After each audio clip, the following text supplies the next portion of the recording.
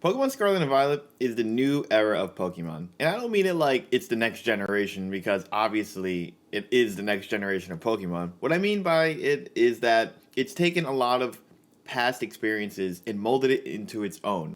Pokemon Scarlet and Violet is the first true open world game in the Pokemon franchise. Yes, we had Pokemon Legends Arceus, though that was more of a mission based or area is an open world rather than the entire game being you could go wherever you want at any time. Scarlet and Violet not only takes a lot of aspects from Pokemon Legends Arceus, but to a lot of VGC fans and old school Pokemon fans, there was still classic battling, gyms, and other things to do. In this review, we're going to be talking about, well, the good and the bad of my experience throughout the game. I have about 30 to 40 hours of experience in Pokemon Scarlet so far, and I really just wanted to get out what they did right, what I think can be improved, and what was just flat out bad. Also, we're going to be talking about each separate story. We're going to talk about the good about the stories. So remember, there's Path of Legends, there's Operation Starfall, and then of course there's the classic Elite Four Championship, path. Then we're also going to be talking about what each encompasses, what their characters were like, what the gameplay for each story was like, because they're actually all different. While this is a mainline Pokemon game, there are still separate gameplay mechanics for each story, and they kind of warrant their own discussion. And lastly, I just want to talk about, obviously, my overall experience, the good and bad overall, the music, the characters, and really what to expect going forward. But before I totally go into the review, guys, don't forget to subscribe, hit that bell, be notified anytime I put out a video, and comment down. Let me know, what version are you getting? What Pokemon are you hoping are in the game? What your team is going to be like? And honestly, how excited you are. I just want to know. Love to hear it, and thank you guys. Now I want to start this review with the most important thing in the game, the three major storylines. That is the Path of Legends, the Victory Road, and the Operation Starfall storylines. The reason why these are the most important things is because Pokemon Scarlet and Violet is based around these three storylines. Each of them has their own unique style of gameplay as well as their own unique story and characters within it. So I'm going to lead off with my favorite one. My favorite was the Path of Legends story. This is my favorite for a number of reasons, but mostly because you're leveling up your Koraidon, or your inferior Violet legendary, and you're exploring the whole world in a new aspect of Pokemon Legends Arceus kind of style meets classic Pokemon. This game is truly open world, which is a actual feat. Yes, Pokemon Legends Arceus did have open world elements, but this game is truly open world. And what makes these Titan hunts during the Path of Legends a lot more fun is that you can actually see them throughout the entire game. You can see them from the far distance, and of course when you engage with them in battle. It's not just you just find them and then you battle them. You also have to go through a kind of a, let's call it a mini game or a little series of events before you actually get to engage them. In this story, you team up with a student named Arvin. Now, personally, I didn't like Arvin at first. Kind of a lame character, and I was like, you know what? Whatever. Pokemon characters, But honestly, as the story went on, I really grew to enjoy my company with this character. He had a really good motivation for what he was doing. It's very relatable, and honestly, it brought a lot of depth to him. Now, the Titan battles, they're basically Pokemon battles at a harder level. You think about in Legends Arceus when you had to fight each of their own Titans in that game. When you fought some of the Guardians, not Titans, my apologies, you had to do a kind of a mini-game series before you actually fought them in a regular Pokemon battle. Well, get rid of the mini-game, throwing satchels or making them dazed and confused, and just jump straight into the VGC style of Pokemon battles. Of course, they could be easy if you already know the weaknesses of them, but remember, they are stronger than usual, and it's actually more than just one phase. I'm trying to keep this as spoiler-free as possible, but the Titan battles were a lot of fun, and the reward for it is really cool. Again, you are getting rewarded not just with experience points for your Pokemon, but you're getting rewarded with your Koraidon. You could learn how to glide, you could learn how to high jump, you could learn how to scale mountains. This is really important for the overall journey in Pokemon Scarlet and Violet, and I just think that Path of Legends had a great story, great characters, and a really cool reward. The next storyline I really enjoyed was the Victory Road story path. Now, Victory Road is just basically classic Pokemon. This is what the VGC people probably want to hear. This is just you go to each gym, you get your badges, you capture Pokemon along the way, build your teams, fight the Elite Four, and you fight your rival. Classic Pokemon. However, there's a new twist in this. there is actually two new twists. One, you can go to any badge or any gym at any time, any badge. And two, you actually have to do gym challenges when you get to each gym. Now, yes, there was something similar in Pokemon Sword and Shield with the gym challenges, but in this game, it varies a lot. I mean, it's not just fighting other trainers at the gym. It could be something like going to an auction house and getting a rare ingredient. It could be snowboarding, or it could be a really bad minigame where you press one button. All of these are options to do, and, well, they're not optional, but they're options to really diversify the gym badge gaining experience. I had a lot of fun with this. I honestly went to a few gyms out of order, and I got my butt kicked. I got to, like, look, I'm not the greatest Pokemon player. I'm pretty casual at it. Yes, I've been playing a lot of Pokemon, but I would not say I'm good at the game. And it was refreshing to get your butt kicked out of place. Like, usually, your starter is over leveled and you could kind of like carry them through the 8 gym badges. No, here I went to the wrong gym badges. I was like 5 levels under and I got smacked. And that's a really fun, refreshing experience. It's cool. A lot of the gym leaders are, kind of mid. I mean, Iono's really cool. Brassius was kind of unique. The gym leader theme when they terrestrialize is also a lot of fun. But yeah, this was the kind of the fun part of the game for me. I really was always excited to see what teams they would do and what my challenge would be. I mean, Iono's not only really cool looking, has a really fun gym and an amazing town to explore, but you get to play Where's Waldo. So that already makes it a really good gym challenge from there. I don't want to spoil too much about the Elite Four and all that, but your rival, she is not annoying. Nimona, she is a champion level contender when you meet her. And, well, she's kind of got that Gen 6 vibe where she chooses the wrong starter to counter you, and she's always happy and cheering you on. But at the same time, she's not lame like Hop or I kind of forgot the name of the Sun and Moon rival. But yeah, she's never that lame. She's a pretty good competitor. I would actually say she was tougher than some of the gym badges I had to fight at one point because of the scaling kind of aspect of what gym badges I went through. However, it's classic new gen rival. It's not going to be, a jerk or a bad guy, but at the same time, they're not as lame as the last two. So you could take some solace in that. And last but not least, the worst of the storylines, which also coincides with the new gameplay mechanics of this game. Operation Starfall. Now, I know Operation Starfall, I guess, was teased a lot, and it was actually the thing I was most excited for. However, there's a problem. And there's actually not just a problem. There's multiple problems with Operation Starfall. First, it's that there's no reward for beating this. Yes, the final battle of Operation Starfall, the final set, is a lot of fun. It's a tough battle, and it's really worth the adventure for it. So that's cool. But the problem is getting to that point. The rewards don't exist. Well, let me explain it from the beginning. Operation Starfall is you have to go find Team Star. Team Star is let's call them the Team Rocket of this game. They're the bad guys, and you have to go to each of their bases and challenge their bosses. By challenging their bosses, they will disband one certain base hidden throughout the entire open world map. Cool, right? However, you don't get any reward for this. The way it works is this. You challenge the gate, and you get minimal XP. Now you have to use the new gameplay mechanic called Let's Go. Let's Go is Let's Go Pikachu, Let's Go Eevee. No, I'm kidding.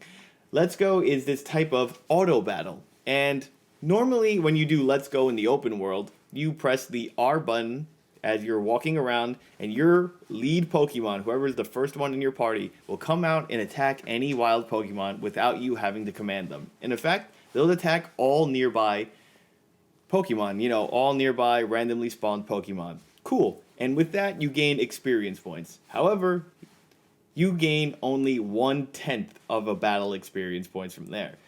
1/10 is very little. The fact that you don't get that much experience anyway from doing normal battles, especially against underleveled Pokemon, is already a deferment or detriment to wanting to do these battles. Now you're getting 1/10 of that little XP.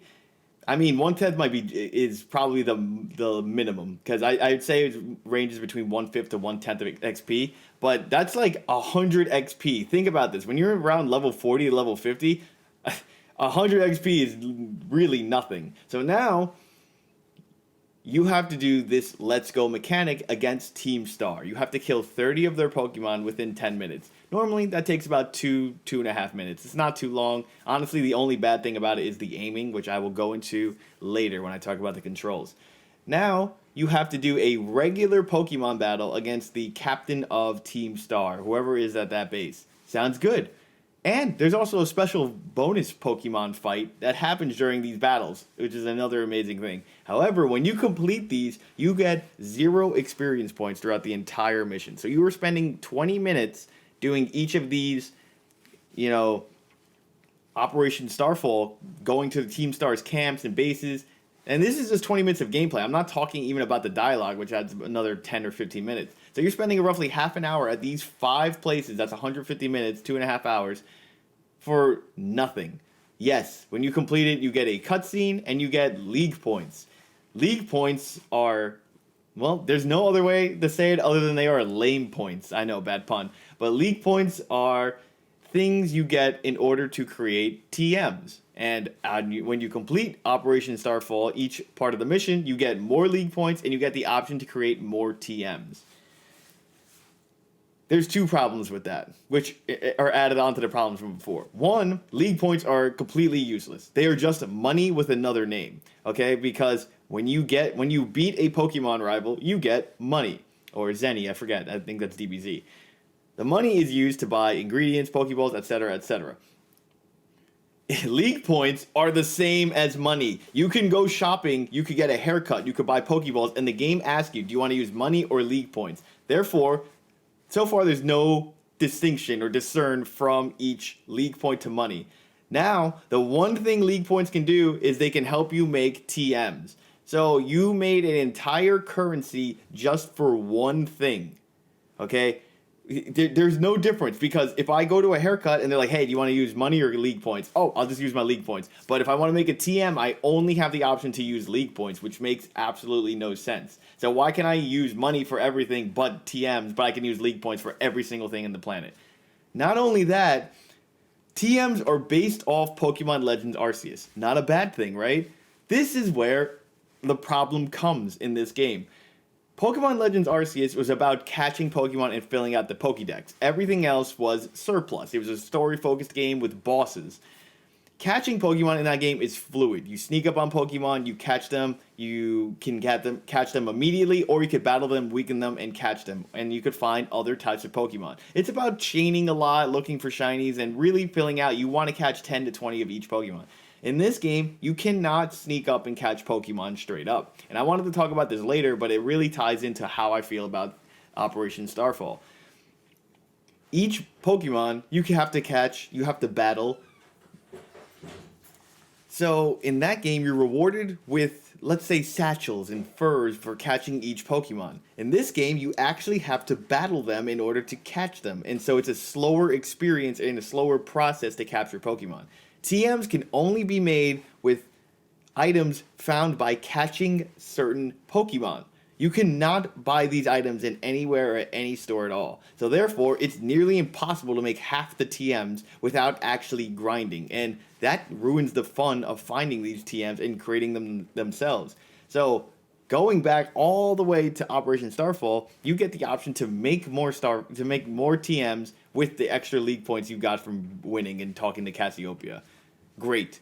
That does not help me at all, because I can't make any of the TMs because I didn't catch enough Pokemon to even make Fire Fang or, Thunder or something like that. And that's why Operation Starfall is not really a good story.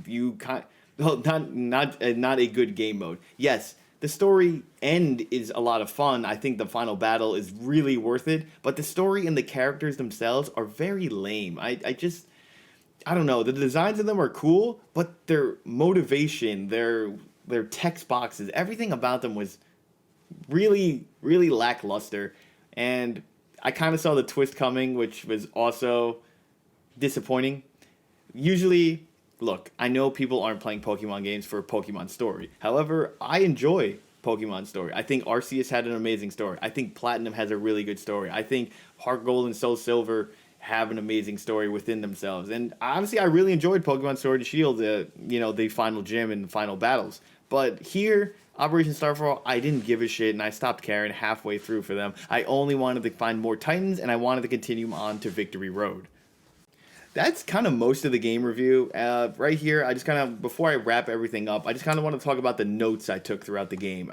I think that Pokemon, again, they had a really good story. It had a bit of mystery. It made you want to solve more and more on it. I think the open world they nailed in this game. Arceus always felt like, oh, they could do more with this. But in this game, yes, the frame rate does suffer because of the open world and them constantly spawning Pokemon and items everywhere to find. I mean, you could find TMs almost anywhere. You can find Great Balls. Like, items are constantly spawning, which is really nice. And TMs are easy to find. You obviously they're RNG and there's well over 3 digits of them, but yes, you are constantly finding, doing something, scaling. Like, it really feels like an adventure.